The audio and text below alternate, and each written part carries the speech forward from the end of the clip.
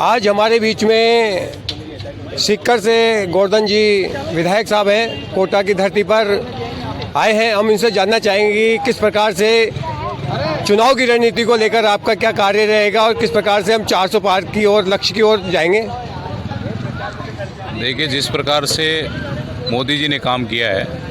क्योंकि मैं सीकर वहाँ दो विधानसभा से दूसरी बार विधायक हूँ, तो मैं जिस प्रकार से इस आपके चैनल के माध्यम से बताना चाहूँगा कि हमारा जो एससी समाज है वो, और मैं तो ये कहना चाहूँगी मोदी जी ने जिस प्रकार से काम किया है एससी समाज के लिए, विशेषकर क्यों हम किसी सामाजिक उस वर्गों में नहीं बांटना चाहते, लेकिन कांग्रेस कहती है कि हम बाबा साहब हमारे हैं, लेकिन बाबा साहब के लिए आपने 5 सालों इन 50-60 सालों में किया क्या। मोदी जी के आने के बाद में बाबा साहब के जो 5 तीर्थ स्थल है उनमें किसी ने काम किया है तो वो मोदी जी ने किया है। आज हम देखते हैं कि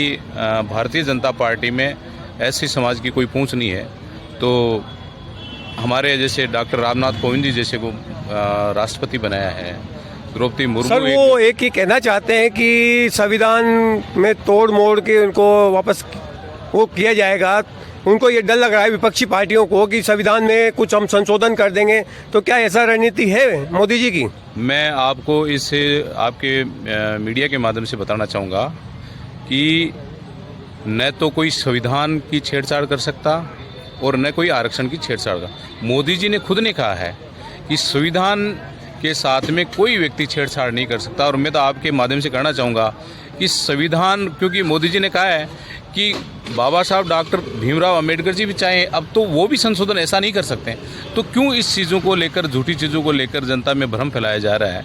तो मेरे को नहीं लगता कि आदमी आज मतलब इस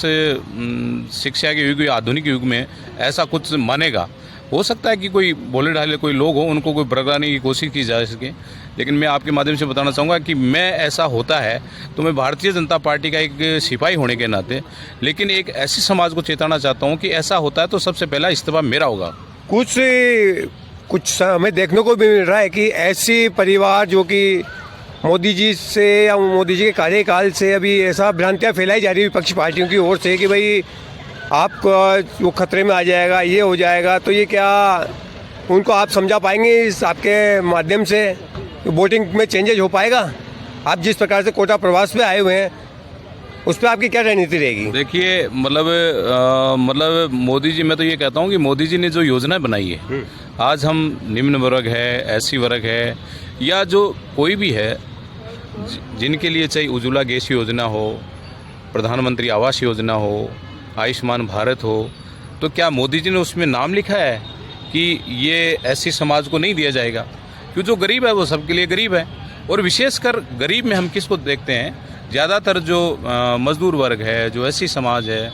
तो हम ज़्यादातर इन लोगों में देखते हैं। तो मेरा कहने का मतलब ये है कि आज भारतीय जनता पार्टी के प्रति